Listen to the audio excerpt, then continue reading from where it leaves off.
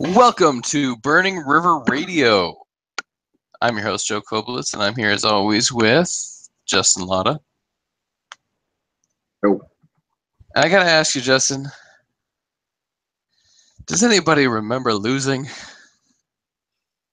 If you live in Cleveland, sure. I mean, if you're a football fan in Cleveland, you definitely remember losing.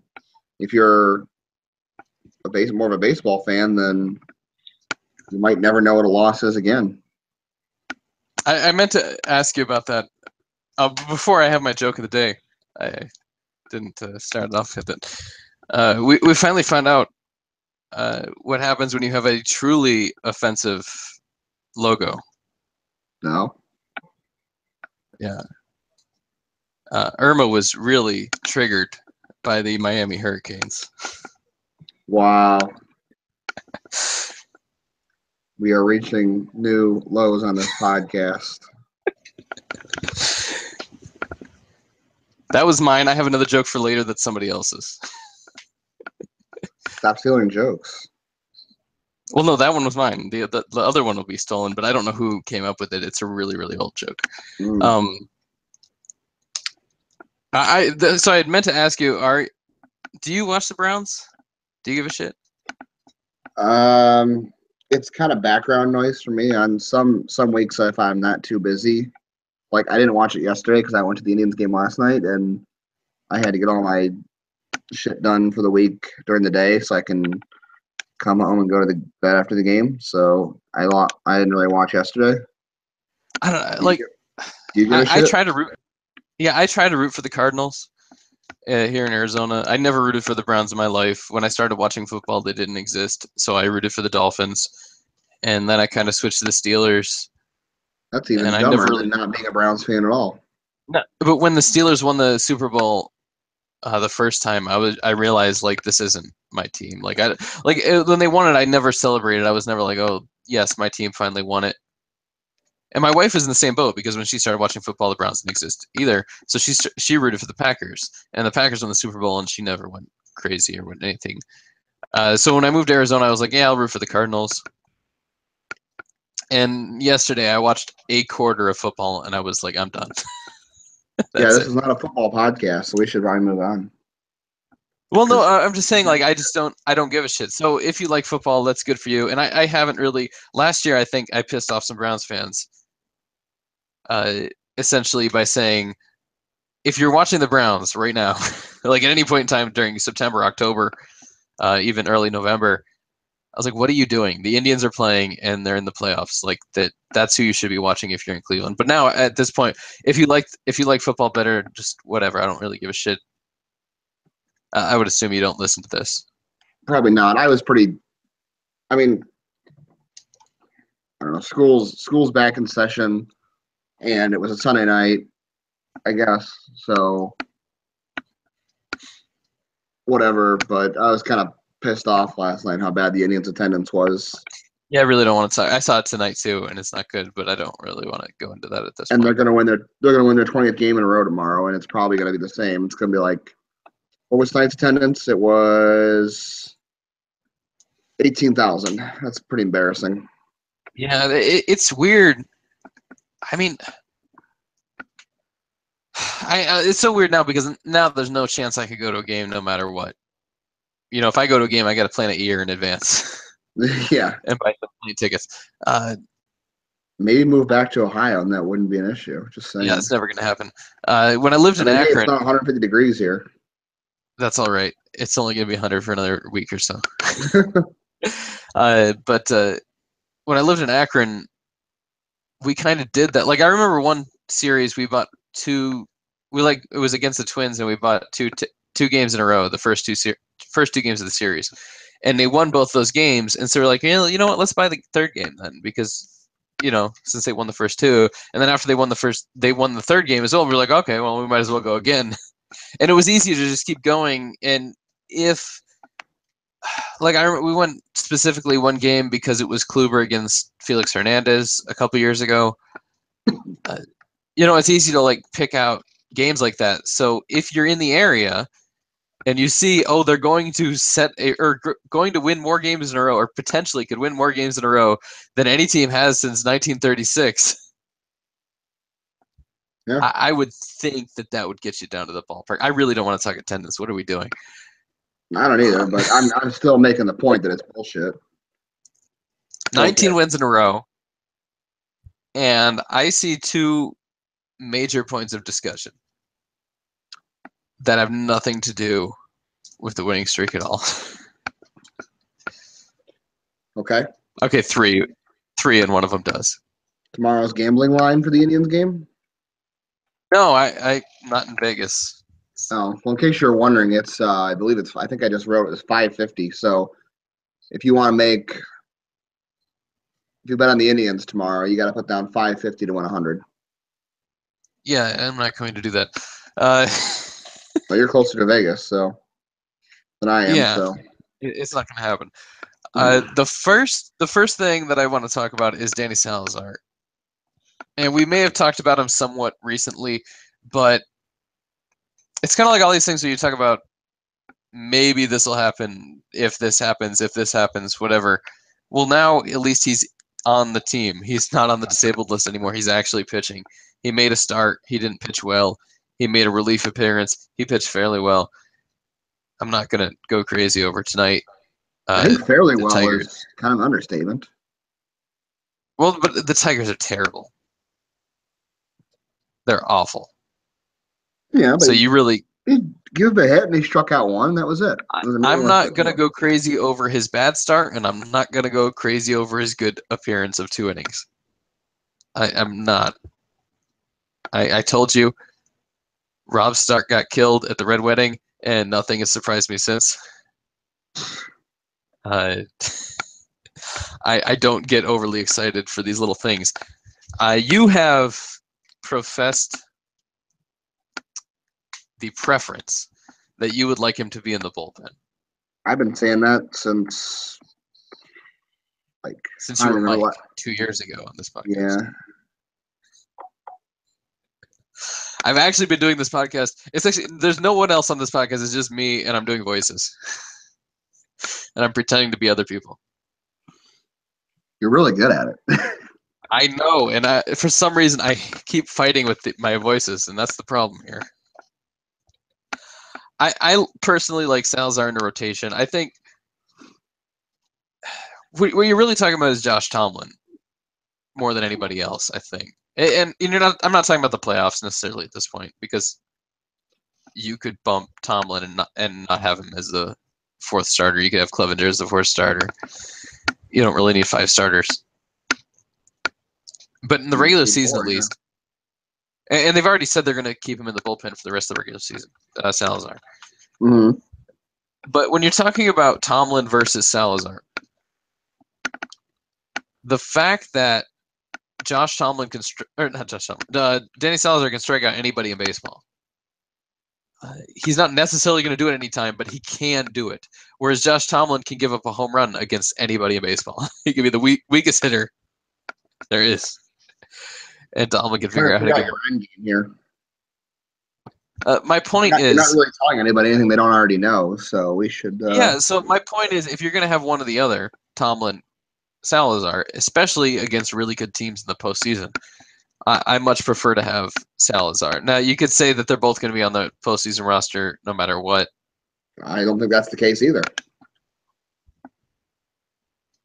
Okay, I guess part of what we do on the website and, by proxy on the podcast is we try to diminish the extremes, I guess. We try to point out things that are not going to continue forever, and maybe make decisions based on more advanced things than just he's had 3 good starts in a row. But Josh Tomlin is not the answer to anything to me. I just don't see any good happening from Josh Tomlin. He can throw some innings at the end of the season. I think they probably use his option for next year. Why would? But I hate. Well, yeah, he's really cheap, and they could even trade him and probably get good return from that. Yeah. It's just I hate him in the rotation. And him on the postseason roster bugs me even more. I mean, I don't know if he's going to make the postseason roster. I think right now the rotation is Kluber, Carrasco, Bauer, and Clevenger, and Yeah, Salazar is in the bullpen. yeah, and Bauer's been so good you can't. And Bauer is different than Tomlin because even if their numbers may be the same, which Bauer's are better than Tomlin's, but not a ton, except for on the strikeout level. But Bauer has the ability to do things that Tomlin doesn't. Bauer can hit 97 or even 98 on his fastball, and Tomlin is more about 88, maybe 90 if he's really kicking it. And they both have a decent curve, but Bauer's is better. Bauer's change is better. Like everything that the change is obviously going to be better because he's throwing the fastball 98. So when you're changing off of that, it's a much bigger difference. I mean, I'm not really. I mean, we went through this last year where it seemed like we were talking in late September. Well, who's going to be left off the roster? Who's going to be, who's going to be in the bullpen? Because there's so many options. People are like, does Tomlin start? Does Bauer start? Does Salazar start? Does Carrasco? What do you do? And it figured itself out. So it'll. Well, but Carrasco survived now. He doesn't have to face Ian Kinsler again this year. This is true. He's got 3 more starts by my count. I believe he will Although make with the way guys have been getting hit with the ball on their forearms and hands lately, like Ramirez again tonight, you never know. I think Kinsler, it wasn't intentional. Kinsler to be the guy that hits Santana. Oh, well, I mean. That's so annoying to me. It was not intentional. It was not. There's no way, because he didn't know Santana was going to be there. Like, if he just throws that ball there and Santana's a little slower, then that ball might go into the stands and Santana's on second. So, well, if Kinsler had that kind of accuracy, he'd be pitching. So I really doubt it. it's just so annoying that last year he ended Carrasco's season, and then this year, and it's funny because some people say, like, I've seen a couple of people say, well, the Indians are going into the postseason with the same roster except for they added Carrasco, and then some people will go further and say they added Encarnacion and Bruce and True. Joe Smith, I guess. But the biggest thing is Carrasco. But Carrasco didn't get hurt until like 2 weeks into September, if I remember right. Yeah, I think it was the second week in September that he got hurt last year. So they had him. Yeah, they had him in early September last year. Yeah. It wasn't until after that. And they had Bauer until the ALCS. Bauer pitched in the World Series. Yeah, whatever. But he didn't rip his finger open until the ALCS. Either way, I think as long as there's no more stupid injuries, the way things have gone, Salazar in the bullpen works out nicely if he's, at least for the ALDS, he's under command, or if he gets things under control. I don't know if you heard, but I know you don't listen to the. I assume I didn't. Okay, because I know you don't like to listen to the Indians' home broadcast on TV. No, I did this. I did tonight.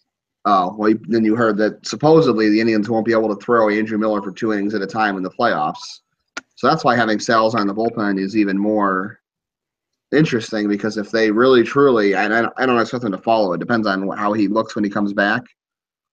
But if it's true, they can't really, put him out there for 2 innings at a time.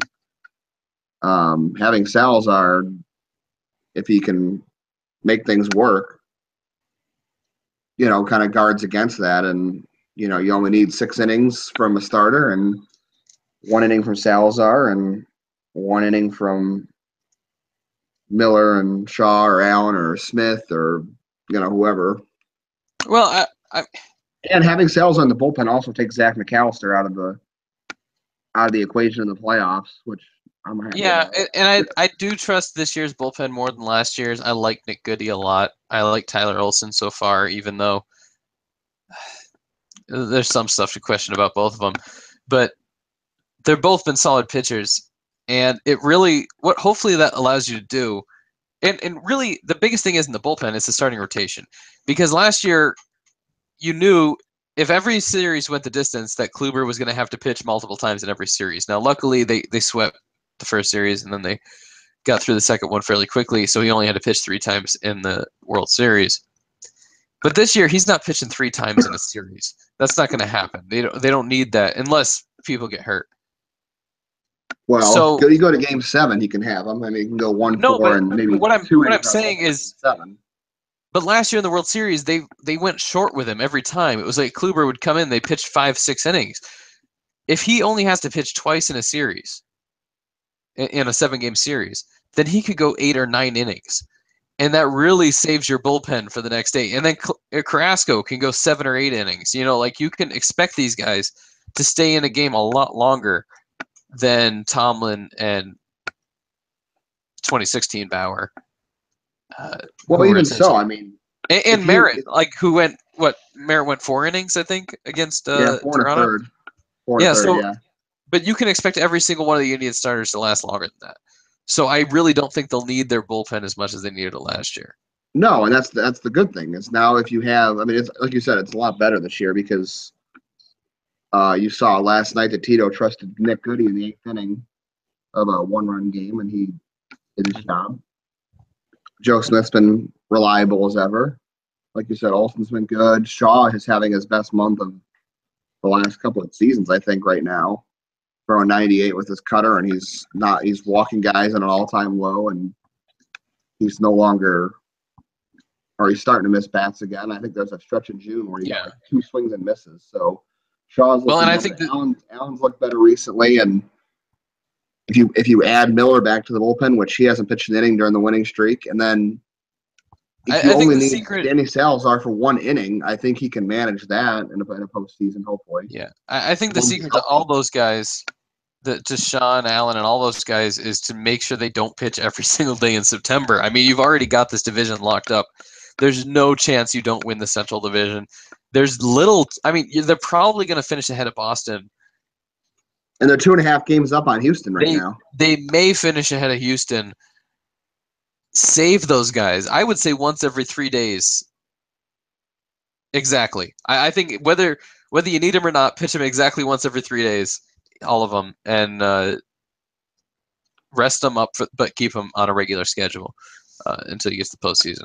Especially Sean Allen. Actually, you can probably get Miller in because Miller claims he needs 5 or 6 outings to get to where he needs to be. But you can still do that every 3 days. Pitch him once every 3 days, and he's going to get those 5 outings in. So it's not. He's supposed to be back within 2 days, I think. Right, and you just limit Sean Allen because Shaw still leads the league in appearances. Okay, we need to break this up with my second joke. Oh boy.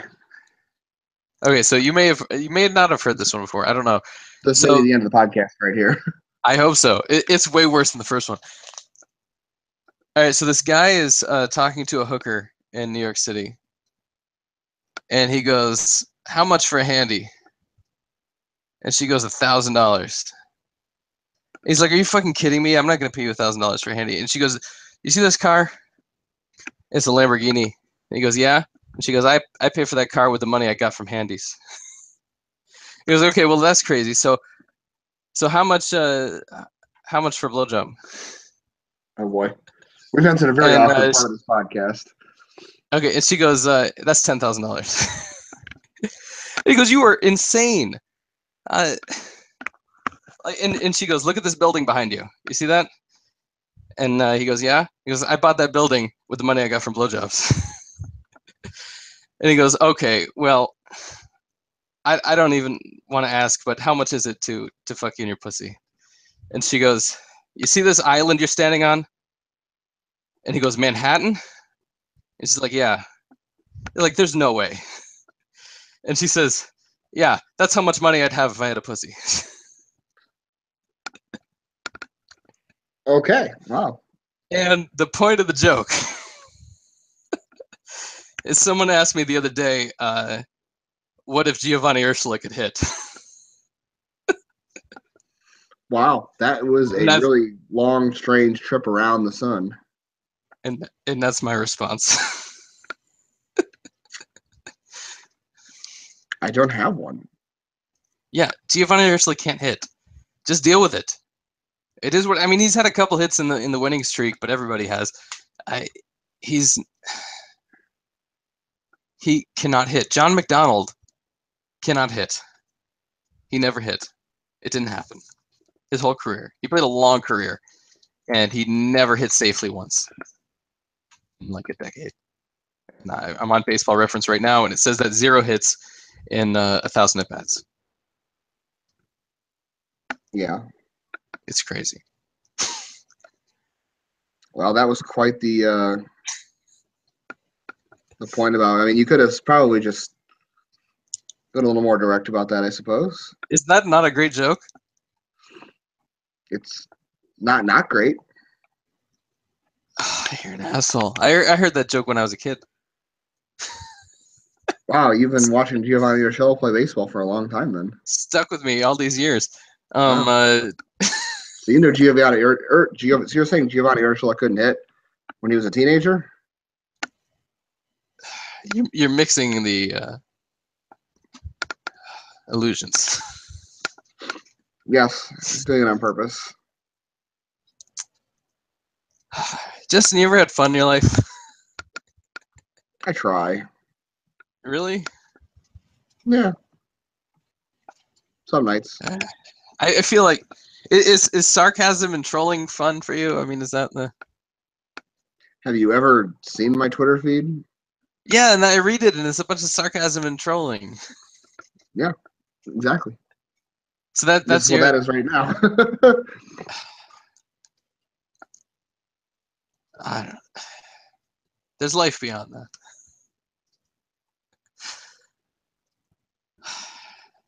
Training hookers. That's where the life. So Giovanny Urshela can't hit, as well as training hookers can make money. I guess my point is in this, and really the secondary point came after. Somebody asked me the other day, "What if he could hit?" And that joke came to my mind, and I felt like I had to share it. But the secondary point is that they announced today that Jason Kipnis is going to play center field. Oh. And my tweet immediately after was not the first one, but one of them was brought to you by the people who said Mike Aviles is a great center fielder and Michael Martinez is a Major League Baseball player. You know, I thought Jason Kipnis in center field. I thought your joke was going to be the most awkward thing I've heard or seen in a week. But if in a week we see Jason Kipnis in center field, that's going to be more awkward. That was a terrible. You see, that was awful. I'm proud of it. Don't care. I'm proud of it. And the thing is, you remember, like in Little League, you played Little League, right? Plenty of times, yes. In Little League, you stick the shittiest fielder in right field. The guy who can't catch and can't throw. You put him in right field because almost everybody pulls the ball and almost everybody's right-handed. So very few balls get hit to right field. So you just put the shittiest guy. The Indians stick their shittiest fielder in center field. Aviles, Martinez, it doesn't matter. They're going to stick their shittiest fielder. Austin Jackson, whoever is the shittiest fielder, they just put him right in center field. And they're like, fuck it, we're going to try this. Well, I feel like Mike Aviles was more out of, not necessity, but just somewhat desperation. I don't know. But what is this? Like, to me, we can go through your perfect situations. And I said it to somebody today that the best offensive Indians infield is Kipnis at second, Lindor at short, and Ramirez at third. The best defensive infield is Ramirez at second, Lindor at short, and Urshela at third. Right. And those are your only two options. There's no other options because Diaz is not a better hitter than Kipnis when he's healthy. And he's not a better fielder than Urshela. Yeah, so, like, those are your two options. If you want your best defense in there, you have Urshela at third, and you're going to honestly, I don't know if you're really giving up a whole lot. That may be the best thing, and have Kipnis on the bench or DH or find someplace in him where not going to hurt the team more than he helps it. Or if you want to go for offense, put him in at second. He's a very fine second baseman. He makes all the plays he's supposed to make. I don't know that I've ever seen Kipnis mess up a routine ground ball. He is not going to get to that ball that Urshela got to the other day that was way up the middle. He doesn't even have the range of Ramirez. But if the ball is hit to him, he's going to make it out. And he's going to hit if he's healthy. So I don't understand fucking up with, he's been the starting second baseman since 2011. Well,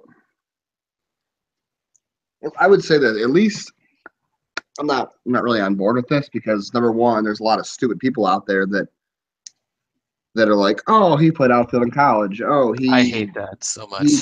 He played 7 games 9 years ago in rookie ball. Yeah. He'll be fine. No, he won't be. That's not like, can you imagine Jason Kipnis playing center field at Mahoning Valley versus or being anywhere near the same thing as playing center field in Houston? Thank God, Tal's Hill is gone, but Jesus, it's not the same thing. And did you see my response on one of them? He retired a couple of years ago, but Rafael Betancourt came up as a shortstop with Boston. Right. When he was a minor leaguer in Boston, he was a shortstop for years, and it wasn't until after he went to Japan and played that he became a pitcher. I think he started in Boston, but really himself up as a pitcher was when he pitched in Japan, and then the Indians signed him after that. Could you imagine, like, the Rockies last year or 2 years ago when he was on the team being like, oh, we needed a shortstop. Let's just throw Rafael Betancourt out there. Because he used to do it, yeah. Right. He used to play shortstop. It's such an insane thing. It makes no sense at all. Here's how you can put it in Cleveland terms. I'll put it from yesterday's game. Kenny Britt, no surprise, is a shitty wide receiver. The idiot the Browns overpaid for again. So he's terrible, and Joe Thomas is really good at his position. He's played football his entire life, so maybe Joe Thomas should just play wide receiver because he's good at football and Kenny Britt's not. So that should resonate more with Cleveland's fans who probably aren't listening to this, actually. So that was probably pointless. I don't know. Yeah, you lost me on that one. At least they're, you know what? I'm not on board with Kipnis playing center field right now, especially in the playoffs. But I will say I'm glad they at least are acknowledging that things are excuse me. I can't get the words out of my mouth. The Kipnis is going to play center field. At least they're acknowledging that the infield is kind of settled, and they realize that Ramirez at second and the combination of Diaz and Urshela at third is too good right now to bring Kipnis back. And is it though? I mean, okay, since the winning streak began, Carlos Santana has missed multiple games with an injury. Jay Bruce has missed multiple games with an injury. Bradley Zimmer missed multiple games with an injury and now is out for the season. Like, they've had guys who are in the starting lineup who have missed significant time. And as somebody tweeted today, I don't recall who it was, the only player who's played in every single game is Giovanny Urshela. Yeah. So, like, there's no set. It's not set. It is a constantly moving thing. And before every game, when they post the lineup, somebody goes, oh, this is it. This terrible lineup is going to be the end of it. And I've said multiple times, it really seems like Francona could put out whatever lineup he wants to. Diaz is hitting, Urshela's hitting, Perez is hitting, Gomes is hitting. All the guys who never hit. Urshela played second base on Saturday. Yeah. I think that was one of the. Well, no, I think it was Sunday that there was a lot of feedback that people said that they were going to lose for sure. No, it was Saturday because Urshela played second, and it might have been Saturday. But it doesn't matter. Like, the point is, all of these guys are hitting like crazy right now. And if Andre Knott said during the game that nobody's hitting over their head, yeah, sure they aren't. Yeah, nobody is. Fucking, I think Ramirez, they said, has 17 extra base hits and 6 singles in his last 23 hits. Nobody's hitting over their head at all. No, that's about right. It's Jose. Sure. Yes, he's going to keep doing that for the rest of his career.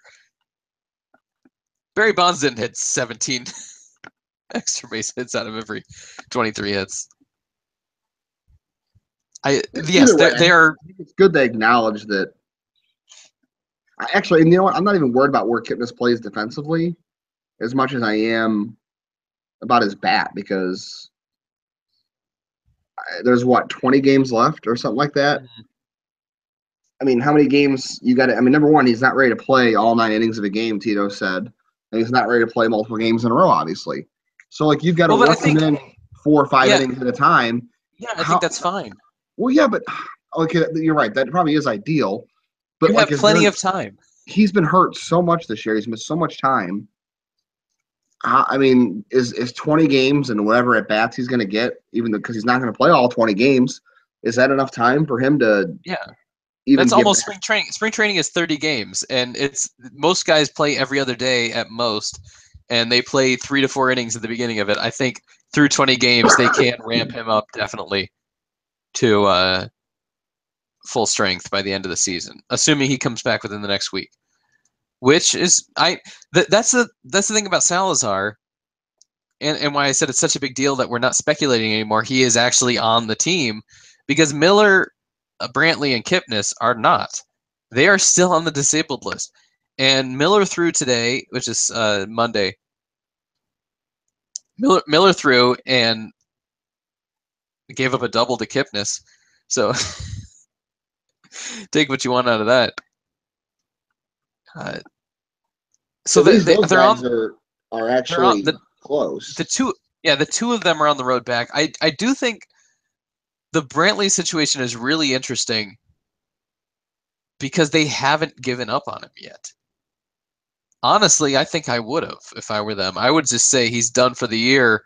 Let's move on because he can't even put full weight on his ankle yet. On flat ground, yeah. And he's supposed to come back and play left field. He's not a better hitter than Edwin Encarnacion is right now. So you're not going to DH him. He's not even a good left fielder anymore. Well, that's what I'm saying is if he can't run, and that's kind of what I was saying about Kipnis today specifically, is you're saying right now, today, Monday, Jason Kipnis cannot run well enough to play baseball. That's a game that Prince Fielder and Miguel Cabrera and Victor Martinez play. Kipnis can't run enough to play with those guys. Right? He can't run the bases. Or you mean Brantley? No, I'm saying Kipnis. I think Kipnis That's why he's on the can. DL. No, Kipnis can't. He's hurt. His hamstring is hurt. He's hurt so bad he's on the DL. He cannot perform the same task that those other guys I just mentioned did do. In a real game right now, yeah. But I mean, he's doing Yeah, it. that's my He's point. doing it. So in a week, he can play center field. The most athletic position on the field, the one where you have to run the most, he can play that in a week. That's so Sure. stupid. It's ridiculous. It makes no fucking sense at all. Yeah, in a week he can play center field, but he can't play second base today. How is that possible? I So think with Brant, the answer is that they taught the Oakland A's taught Scott Hatterberg how to play first base when it's supposed to be incredibly hard, and they won 20 in a row. but you The don't have Indians are to going to move. teach Jason Gibbons to play center field, which is incredibly hard, and they're going to win 20 in a row. But you can be a serviceable first baseman and barely move. You can't be a good first baseman, but you can be a service. You can cover the base and catch the ball. It was a I, joke, but yeah, I get your point. Yeah. I got you. I got you. Thanks for 20 missing the game. joke. I I got get you. it. I get 20 it. game streaks. Your I jokes aren't as good as mine. You I need know. I more deadpan seasoning. yours earlier, and now you're killing mine. I get it. I get it. Everyone's gonna love my jokes. Sure, they're being nice. Bringing that up was the if Brantley can't run now, right? He can't even he can't run on with his full weight on the ground. Right, he can run on a weightless treadmill. Yeah, which I wish I had. Holy shit, that would be awesome. Right. But so he can't run full speed right now. How is he going to play left field ever at all in this thing? And then you're talking about an outfield that against a right-handed pitcher, which the majority of pitchers are right-handed still, despite everything we've tried to do over the last 50 years in making everyone left-handed. You could potentially have an outfield of Brantley, Kipnis, Bruce that might not catch anything ever, and you would have to change that K per 9 from 10 per game to 27 per game. Yeah. That's frightening. On the postseason roster. Yeah, and for a team that has scored, I mean, they've scored 7 runs a game or close to that during the winning streak. But even before that, they were scoring pretty well. And in previous seasons, I've gotten on the Indians for having a poor offense, but their offense has been great all year this year, even when they weren't scoring. And that may sound wrong, but it's accurate. And not to jump ahead, but let's just put ourselves in a scenario where the Indians will be on the road for, I mean, at the moment, conceivably, at least, okay, we know at the very least they'll be on the road for 3 games in the World Series, at the very least. If somehow they don't face the Dodgers, they'll be on the road for only 3. Then you have an outfield, potentially, Carlos Santana. Brantley in left field if he's healthy, Jason Kipnis in center field if he can handle it, and you're probably putting Carlos Santana in right field because his bat is better than Jay Bruce. I do feel like a little bit we're making up some straw men because, like I said, with the way the Indians score runs, they don't necessarily need every single offensive contributor in there at every moment.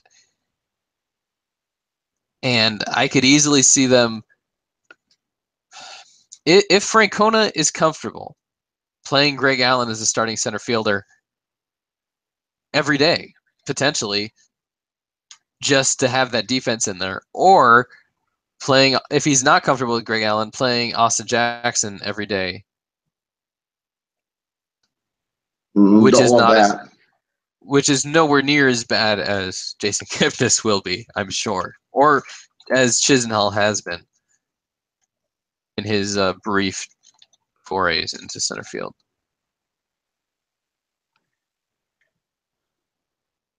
I don't know. I guess, like you said, you don't need every good offensive player. Well, I mean, if that's the case, though, like I said, we keep getting ahead of ourselves. But do you just leave Santana on the bench and go with defense and use him as a pinch hitter? No, you got to start Santana, and which is kind of the opposite of what I've said. Remember back when we talked about this like a month ago, and I had said my preference would be you start Urshela there every day because you never know when you're going to need an excellent play at third base, but you know when you're going to need a hit. So you can just pinch hit Diaz whenever you need it. They've literally done the exact opposite. They've started Diaz almost every day and then put in Urshela almost every single game late in the game at third base. Yeah, but so I guess the logic is still that you use that bat to hopefully get a lead, and then but if you have a lead, it's preventing runs after you already have a lead. But what I'd say about the I think the math comes down to this: does Diaz help produce more runs than Urshela saves? Yeah, and I think that's at the time when we initially discussed this, they had an equal war.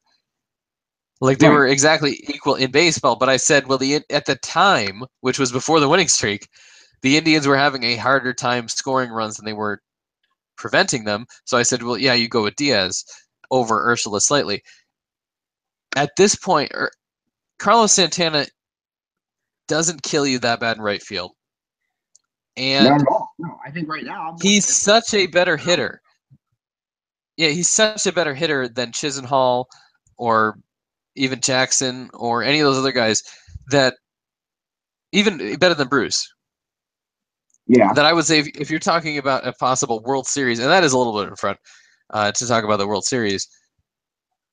But if you're talking about needing Santana's bat in the lineup, yes, you can put him in right field. And he's worth so much more than the other options that you can put Allen in center field and not worry that he's less than the other options because you're going to save runs defensively, hopefully. I would agree. And on that combination, I need a bell. If Brantley's playing left and Kipnis is in center, and Santana's in right. Currently, I feel more comfortable about Santana and right than I do about the other two. That's true, but I would like to. That's not good. I'd like to pretend that we live in reality. Yeah. There's this point, really. I mean, legitimately, he's done. I agree. There's just not enough time left. I don't think so either. But I'm just saying, if that's their scenario, then that's not. I a will good say outcome. you want to discuss roster construction in the postseason. I wouldn't mind a Brantley pulling a Kirk Gibson on two bad knees, pinch hitting. Yeah, sure. But there's no way he should be starting if he cannot run, and that's just what we're hearing right now is that he's on a gravity reducing. Like that's not good at all. I mean, if Kipnis is out there hitting doubles off of Andrew Miller, at least we got some positive things to go on. Yeah. He said fouling one off was the best at bat he ever had off him. Yeah, but then he had a double off him. So Right. If that's how Kipnis' bat is, then yeah, get him back in there. I honestly like they didn't put Bradley Zimmer on the disabled list after he broke his hand because you don't have to. He's on the 40-man roster. You're going to pay him the same way you would anyway. You might as well just leave him on the roster and give him his money. He'll make a little bit more money because I don't believe you get the per diem if you're on the disabled list. So it's not a ton of money. To me, it's a little bit of respect to leave him off. Why are Miller and Kipnis on the disabled list? Like, there's no like you could just not play somebody. Well, because at the time they were on the DL, it was still August, but they're multimillionaires already, and Zimmer's not. Well, yeah, no, I get it. They're being nice to him by giving him his, like giving him his due, even though he got hurt. Because especially the way he got hurt was really him.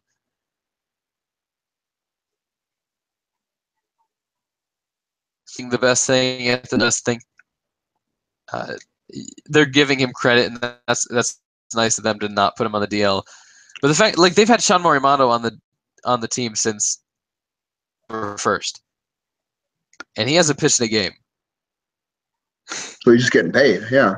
They've had Kyle Crockett on the team since shortly after then, and he's pitched in one game. Really, they've not used the majority. Their pitching call-ups they haven't used at all. Armstrong, Crockett, Plutko is still officially on Lynchburg's roster, even though Lynchburg's season is over. That's sad. Morimondo, hasn't pitched at all. Those guys that they brought up, they haven't used at all. They've used Mejia and Allen because they kind of have to get regular guys days off. Like when they're winning 11-0, and you want to pull some guys, they have to use those guys, but they don't have to use Morimondo to give guys extra rest. Since Ryan Merritt made his last start, he hasn't appeared in a game. Okay. So that's like if they needed, let's say Danny Salazar came out and pitched one inning and they needed a pitcher to go the next 5, they could use, Merritt before they use Morimondo. Of course, they still didn't. Well, I think you're going to see one of them pitch the day after they clinch. I maybe, but since Tomlin's not going to be in the postseason, there's no way he's in the postseason starting rotation. I think he will be on the roster because they put such an emphasis on respect. Yeah, I guess. Veteran to find a spot for Tomlin on the postseason roster, maybe even over like a Dan Otero, who. No. But the thing is, like, if you're talking about value, Otero is so valuable because he's that ground ball pitcher, and if you can't bring in Miller to strike out automatically the next batter, you got a bases loaded. Yeah, you got a bases loaded, nobody out situation. You want to go to Miller. If you can't go to Miller, you want to go to Otero more than Allen or Shaw or anybody. Smith. Yeah, you'd want to go to Otero. I think. Smith keeps the ball on the ground too a lot. But But I mean, I to get me, your like, point. so Otero's worth more than Tomlin is, but maybe if you're talking about keeping all these guys, maybe they don't keep McAllister, which seems really odd because he's pitched really well this year. I mean, why? He just pitched tonight for the first time in a week.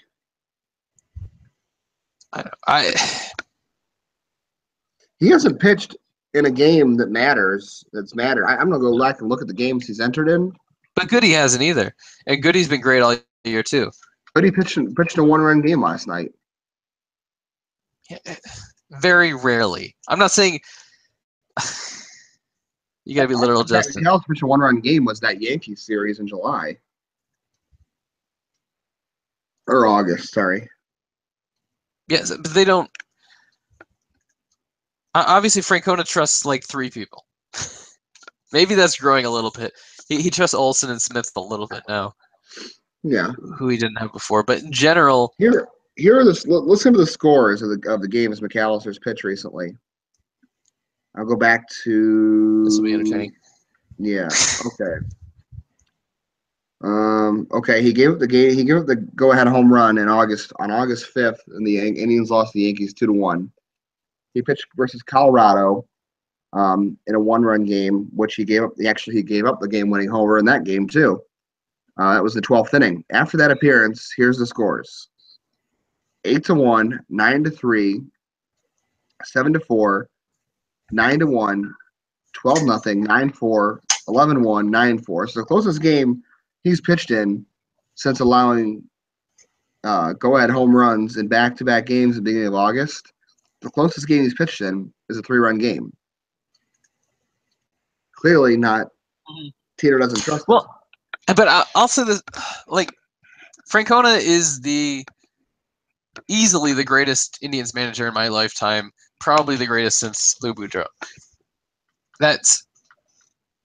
It's really more on a personnel issue, though, than anything else, and also because the Indians have had a lot of really shitty managers. Mike Hargrove way overmanaged back in the 90s, and Eric Wedge was an asshole. And, yeah. Everybody knows that. So it's easy to be the best. Like, there's no competition, but it doesn't mean he's perfect, and he makes mistakes all the time. Sure. And like I said, I think any of these in this winning streak, there were 3 or 4 lineups in there specifically that looked like he was trying to lose the game. The one I remember most is really early on in the streak against Detroit, I think it was, on September 1st, the second game. The lineup he put out there was like, really, oh, whatever, who cares? We already won. We've won like 5 games in a row. If we lose this, or whatever it was, 7 games in a row, something like that. Who cares? If we lose, it doesn't matter. We've got the Central on lock. Let's just play this game and move on tomorrow, and then they won it. But there's been quite a few of those, and his use of pitchers has always been suspect. Back to when he was with Boston. I mean, so he's not perfect, and I don't want to deify anybody. Sure. So I mean, so to say he hasn't used McAllister in tight situations, yes, he hasn't, but that doesn't mean McAllister couldn't be used in tight situations. Just like Goody has pitched fantastic all season. He could be used in tight situations if they wanted to. Just like Merritt hasn't pitched in 2 weeks. He could pitch if they wanted to. He's being very. I feel like he's still abusing Shaw and Allen. Like, just go to somebody else. Other pitchers are capable of throwing a shutout an inning. It's not just those 2 guys. Well, he's gone to Smith. He's gone to Olsen. He's gone to Goody. Yeah, 19 games into it, 18 games into it. Well, those guys haven't pitched a lot because there's been a lot of blowouts too. Shaw's usage has gone down since Smith got here, and then during the playoffs, it's been he's still pitched a lot. Let me see Brian Shaw's game log since this winning streak started. Yeah, I don't have it in front of me right now, but I was looking at it earlier, and he's still pitching at least every other day. Let's see. A This lot of start, times the he's streak pitching on started on back-to-back August games. 25th. This is 19 games. He's pitched 1, 2, 3, 4, 5, 6, 7, 8. He hasn't even pitched in half of the games during the night. Okay, he's pitched in half. Yeah. And one of them was a doubleheader though. Or I'm sorry, he pitched in both doubleheaders. Yes, and so did Allen. Because there was a point where Allen had pitched in somebody said Allen pitched 7 games in a row, and I was like, no, he didn't. But he pitched 7 days in a row because he had pitched in both doubleheaders or something like that, or 7 out of 8 or something. The point is he's still whatever. I mean, they're winning a ton of games. You got to be happy with it, but we're nitpicking, yes. It the point is I don't care about beating the A's would be fun because fuck the A's. Sure. Beating their 20-game winning streak. Us, by the way. Nowhere. I don't even know how we got to where we're going. I thought we were talking about the postseason roster, and we got to. Yeah. Did you? It's kind of on the same thing. Did you watch the movie? You watched the movie. Fuck the A's. Yes, I did see the movie. So beating that would be cool, but honestly, I don't really give a shit because I feel like they've already clinched the Central. They've got this magic number is like 6, and I'm just gonna jinx it right now because I'm an asshole, but I didn't know this without looking at it. Cody Allen has not allowed a run since August 9th. I think I knew that. I didn't know that. He's pitched in the streak 1, 2, 3, 4, 5, 6, 7, 8, 9. So he and Shaw have pitched in half the games. I don't feel like that's overuse. Well, you want to know a real secret? Jinxing? Sure. Cody Allen has never given up a run in the postseason. This is true. You're right. This is absolutely true. And I didn't realize that until I have a list. I have 2 top 10 lists coming out in late September for the top 10 hitters in the postseason and in career hitters. Last year I did for the postseason for the Indians. I did the best players in one NLCS, one ALCS, one ALDS, one World Series. And I did top 10 lists for all 3 of them, and I included pitchers and hitters on the same lists. And that was kind of fun. And I thought about doing that over again this year because obviously I think Roberto Perez needs some credit for the World Series. Andrew Miller, obviously, for the ALCS in particular. Sure. Corey Kluber for the World Series. There's a couple guys who probably would break into those lists. But rather than redoing those lists, I decided to do cumulative postseason, everything they ever did in the postseason. So I've got those lists coming out. It'll be at the end of the month, so it's like still 2 weeks away, 2+ weeks away. But one of those guys on there is Cody Allen because he gave up an unearned run in 2013 in that wild card game. But after that, he hasn't given up any runs of any kind in 2016. And it's really incredible that he had a better postseason than Andrew Miller. And Andrew Miller got all the credit. No credit for it, yeah. And if Allen didn't exist, then Miller couldn't. We've talked about this before in the regular season too. If Allen wasn't the closer, then Miller would be the closer, and you wouldn't be able to use him in the 5th or 6th inning when you need to. You'd have to save him for maybe in the 9th we might need him. But that's the greatness of the Indians' bullpen being so deep. And we could talk about guys like Goody and Otero and McAllister. No. But the fact is, those guys are like 5, 6, 7. Right. And it'll take a lot for them to get to that point. Let's also take notice that this is off topic. The Indians, by Pythagorean wins and losses, should be 93-50. So you're saying these? I didn't check this out. I wanted to look that up the other day, and I was thinking have they finally caught up with all these wins in a row? But they still haven't caught up. That's hilarious. By base runs, they're still underperforming by 6 wins. That's great. That's like it doesn't even make sense. Like the math, you can't win 19 games in a row. Still. The reason it's going to go like that is because they've had such a lot. I think I saw yesterday the Indians are winning by an average of 5 runs during this winning streak. Well, they're 100 runs over. Right, over 19 games. right. So you're not going to catch up to your.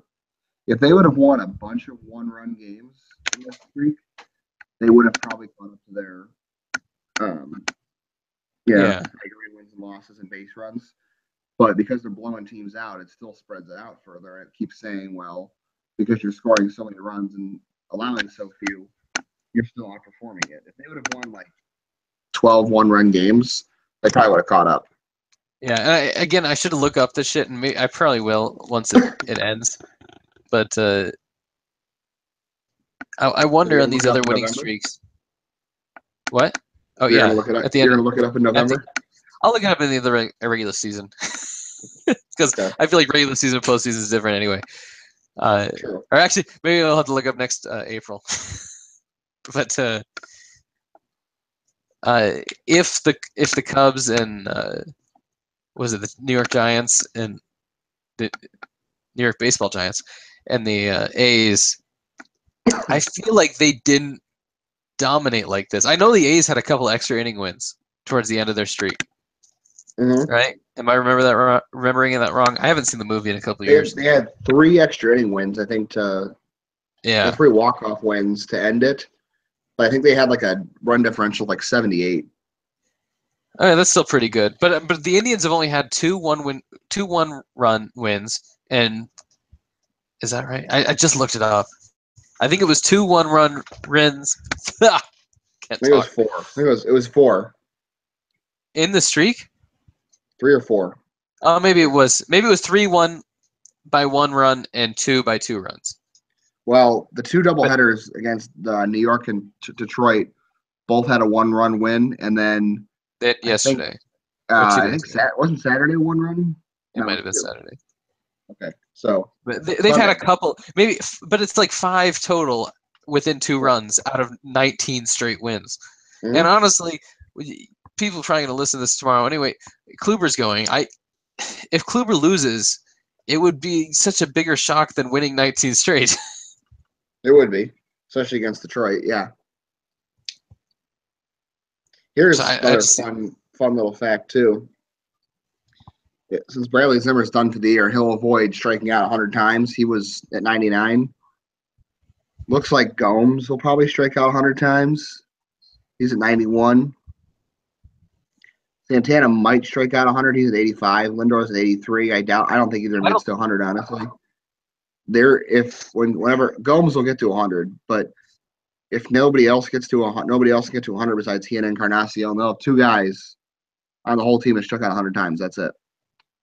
And I'll tell you, I've been tracking Santana's because I keep track of all of our milestone things, and he's very close to moving up to whatever it is, third or fourth in Indians history in total strikeouts. And he struck out once in like the last 10 games. Yep. It's really incredible how he's walked a ton. Like he was pretty far off from being even, and now he's at like 82 to 85, I believe. He's at 85, 80 right now. Yeah. No, he had 2 today. Those aren't in that number. Oh, so yeah, he is. You're right. Wow. So he's at 82, 85. So like he was striking out a bit, but he's not anymore. And I mean he was slumping during a large part of the first half of the season. Santana was. Mm-hmm. It's nice and like crazy. That's got to be it tonight, unless you have a joke for us, Justin. Do I ever? I don't. My joke. One of these So one of these days, Justin, you'll let us learn to love you. maybe You'll come that'll out be of a your good day. shell and That'll it'll be be a a good. good day. That'll be a good day. How many wins in a row? 19. No, obviously you didn't do it tonight. So, like, they got to win 26, 27. Let's see. Let me look at the schedule real quick just to check. I know they got 52. Huh? 52 wins in a row. Is that enough? Well, they got. Let's see. Tomorrow's 20. Wednesday is 21. They have 4 against KC, so that's 26, right?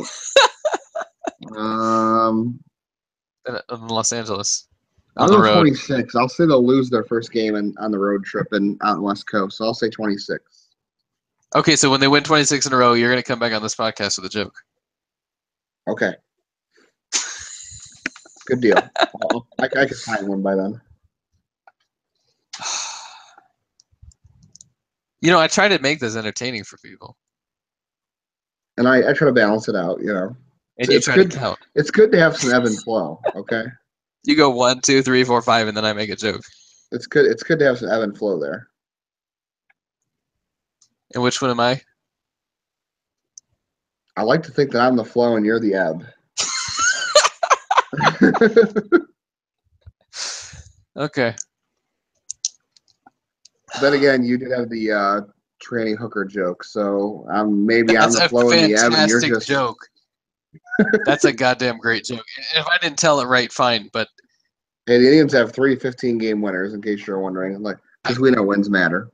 I don't remember very many jokes. Like I watch stand-up comedy all the time, and I rarely remember the jokes. And that wasn't a stand-up joke. That was some written thing. Joke you heard as a kid, obviously, yeah.